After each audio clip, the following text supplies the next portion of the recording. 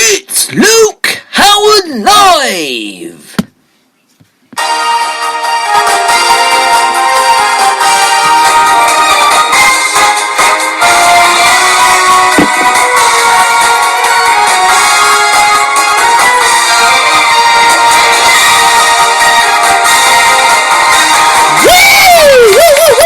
They are cheering! Oh, hello! Hey! Woo!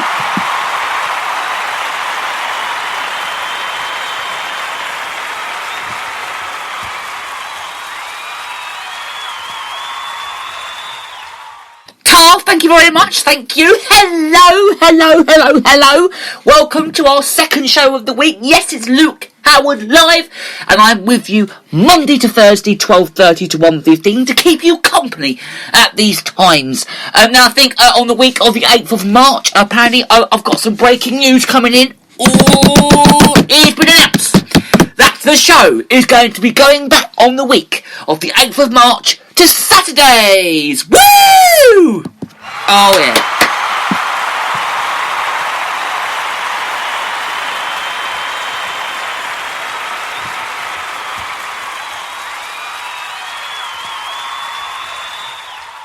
As much as I've thoroughly enjoyed presenting this show all through these weeks and all through these days, I've thoroughly enjoyed it. Absolutely, it's been brilliant, it's been amazing. But now is that time to rein it back in and go back to Saturdays. Because, of course, college is starting back on the 8th of March. So, obviously, the only days that I could obviously do is a Saturday from that week. So, from that week, on the week of the 8th, we're going to be going back to Saturdays at 10 till 10:45. And another big piece of news is from that week. Ooh, my best mate Michael Walker, he's going to be presenting on Sundays. Woo!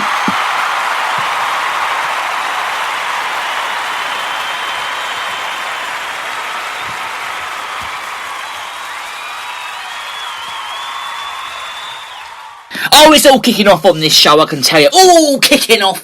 Oh, the news has broke this morning. As soon as I came in, I found out that news because Boris made his speech last night, didn't he? The big bloke with the long hair sat there, listening to him speaking, and he said that. And as soon as they said that, that's when the news broke. And of course, the show is going back to being on Saturdays. I'm going to thoroughly miss doing Monday to Thursday, and let's hope that this lockdown is the last lockdown we're ever going to have for quite a long while. It's been great, though. Absolutely brilliant. And now it's been announced that from the week of the 8th of March, it's going to be going back to normal on Saturdays at 10 till 10:45 for me. And then Michael's going to be presenting on Sundays. So that's going to be great. That's going to be amazing. I'm so excited.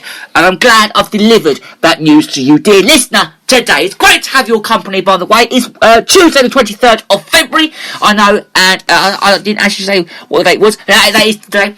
And so I'm really excited that that's going to be happening on that week, and I'm so glad that things are slowly going to be getting back to normal, our reality from now on. But that is the good news that I've delivered. I am going to thoroughly really miss doing 4 days a week and my 6-day schedule, but don't worry, because it's all going back to normal in 2 weeks' time. So we're looking forward to exactly 2 weeks from Saturday just gone, or was it 2 weeks after? Because I think we're doing Monday to Thursday this week, Monday to Thursday next week, and then a week after that it's back to normal on Saturday. And of course, Michael is doing Fridays and over the weekends, which is absolutely great. But of course, then from that week, we're just going to be on Saturdays from 10 till 10:45. The usual. So Luke Howard Live on Saturday is back on the week of the 8th. The great news, absolutely brilliant, and it's great to be back to normal then. But of course, I really could have missed presenting 4 days a week. But of course, we have to all get back to some normal reality.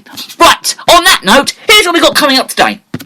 Oh, by the way, you can get in touch with the show via emails. It's GaryJ.Howard68@hotmail.com. You can also get in touch with my emails. It's 345-457@student.hrc.ac.uk. Oh, and you can also get in touch with Michael as well. His emails is 34477@student.hrc.ac.uk. And you can also find him on normal email, which is mdwalker2002@icloud.com. You can also find the show on Instagram. It's the Luke Howard fan page. That's where I put all the info and all the details on how you can listen to the show and all of that. Oh, and you can also use hashtags as well. I must say, it's hashtag Luke Howard, hashtag Luke Howard Live, hashtag Michael Walker Live. All those hashtags as well. All the details are on the Instagram page and the Spreaker website. by Luke Howard and Michael Walker as well. Okay, so coming up on the show, we are going to be talking about news, of course. That's what we talk about on the show, news, and we play music. But the news in the show today we're talking about is COVID-19, of course. We're going to talk about everything you need to know about what is going to be happening. We've got the road back in front of us, we've got all the details, so we will talk a little bit about that, and we'll cover it all as well. And we're also going to be talking about Jason Donovan as well. Yes, we've got a little bit of news about him. He was gutted to be latest star to pull out of Dancing on Ice. So we'll talk a bit about him. And we're also going to be talking about Daft Punk, the famous singers. They're going to be announcing a split, would you believe, after 28 years. So that sounds pretty bad. So it sounds alright, I suppose. Perhaps when they get into the retirement age, maybe, or something like that. But they're splitting up now after 28 years. So we're going to talk a little bit about that on the show today. Okay, that's what we've got coming up today.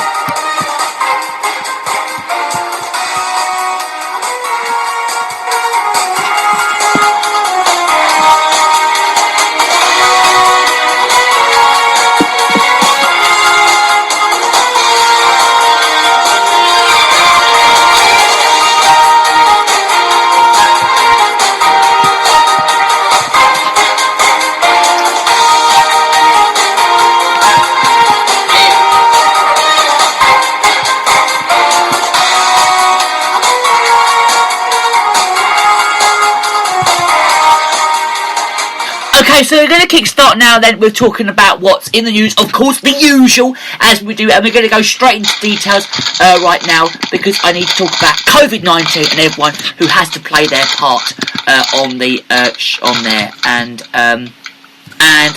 we're going to do that now.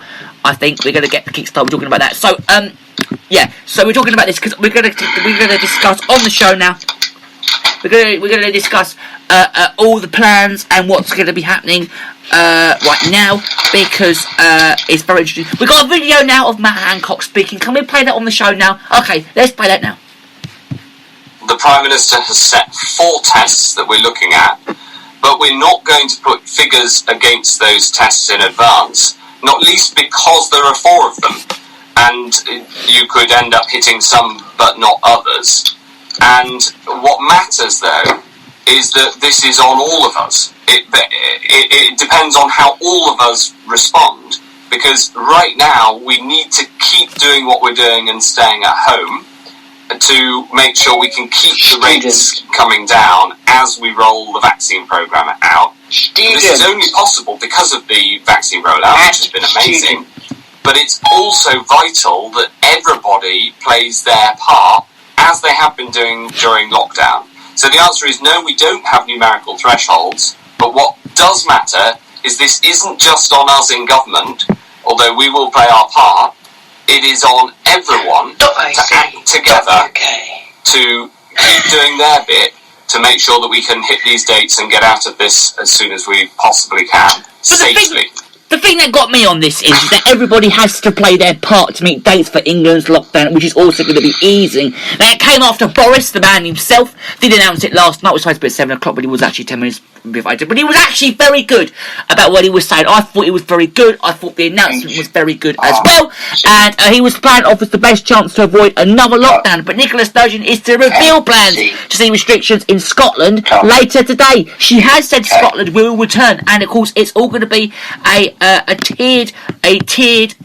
tiered system where measures are going to be eased, meaning that different parts of the country could be under different rules. Now, Matt Hancock told a news programme that is virtual that everybody plays their part to make sure that we all hit these dates and get out of us as soon as we all can. And it's apparently too early to say what's going to be happening about social distancing. Hopefully that'll all be stopped. Hopefully we can all say goodbye to all these restrictions, all these rules.